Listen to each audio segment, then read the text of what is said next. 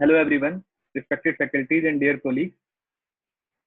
First of all, I would like to thank IHRS for providing me opportunity to present my case on this gigantic virtual platform. My case is ectopic atrial tachycardia from an unusual location. Is three-dimensional mapping essential?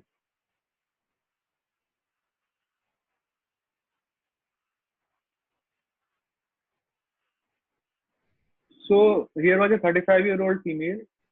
Is presented with palpitation for many years, and on evolution, her left ventricular function was normal. This was the presenting ECG. As you can see here, V1 is purely positive. This strikes to your mind that it's likely a ectopic rhythm. V1 is positive and also notched, and it remains positive from V1 to V2 up to V6, suggesting a left atrial origin. Coming to the frontal leads, as you can see here, lead 2, 3 in AVF are positive, suggesting an origin from a superior structure. And AVL is negative with one isoelectric, suggesting the origin of a left-sided superior structure. On the basis of an ECG, a diagnosis of ectopic atrial tachycardia, likely originated from left superior pulmonary vein, was made. There are many algorithms which are being taught to us for localizing ectopic atrial tachycardia, but all those are very difficult to memorize. For example, Kistel algorithm published in JACC in 2005. So this is a very simpler algorithm which is based on the anatomy only. As you can see here, if lead 1 is negative and lead V1 is positive, suggests a right atrial origin. Then you go to AVR. If it is negative, suggests a cisterterminalis origin, which is a superior structure. With a V5 is negative, an inferior structure such as tricuspid or low septum. This V5 to V6 is negative, suggesting an origin from septum. But if it is positive, suggesting origin from tricuspid annulus. However, if V1 is positive and D1 is negative, it suggests origin from pulmonary vein. Then you go to the inferior leads. If they are positive, suggesting origin from superior structure, and if AVL is positive, likely from right superior pulmonary vein. If AVL is negative, from left superior pulmonary vein.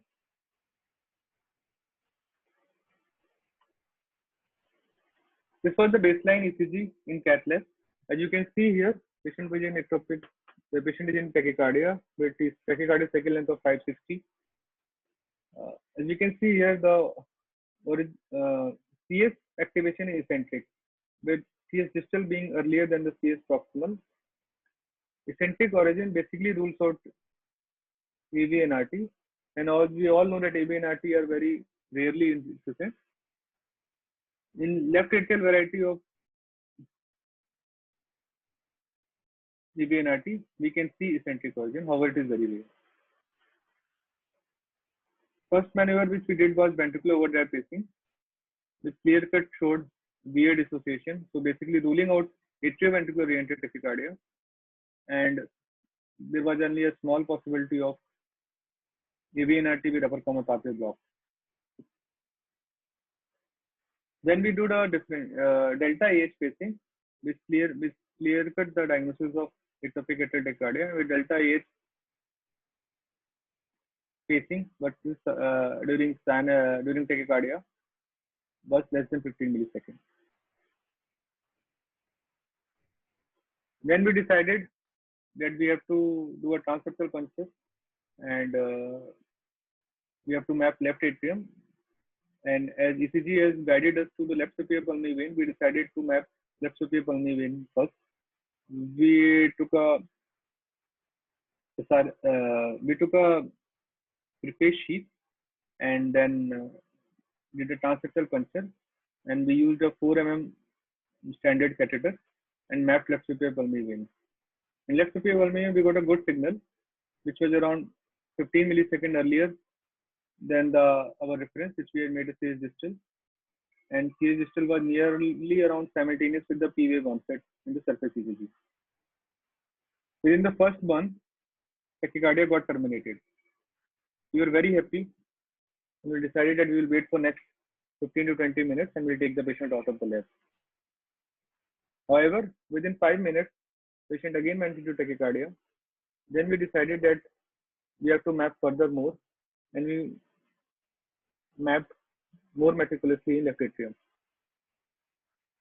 Then we mapped left inferior pulmonary vein, and as you can see here, we got a good signal in ablation distal, which was around 20 milliseconds earlier than our reference, which is CS distal.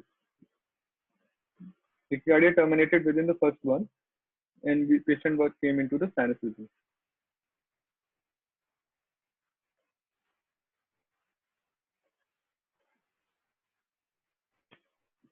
So because we were not having a three-dimensional system, we thought that we will do a right ventricular angiography, and we tried to visualize how this left-sided pulmonary veins are originating and draining into the left atrium. So we took a RV angio shot through a pigtail in a biplane lab. Our EP lab is biplane. So as you can see here, the both left-sided pulmonary vein are little bit higher up, and as you can see, left inferior pulmonary vein is going up and then draining into the left atrium. This is the left inferior pulmonary vein shot. Showing the drainage of left inferior pulmonary vein.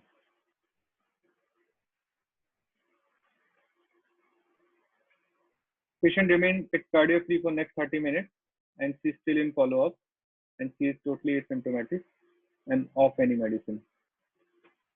So coming to the conclusion and the learning points, the points we learned from this case were that sometimes inferior pulmonary vein is not inferior, it's just basically little higher and drains into the drain into the superior aspect of the left atrium. And second other possibility is that these pulmonary vein tachycardia originate in one and exit in another.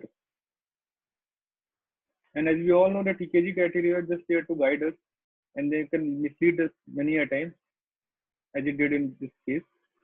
And the centers like ours, which don't have a three-dimensional system, and in such case, a good dedicated mapping is indispensable for a successful outcome.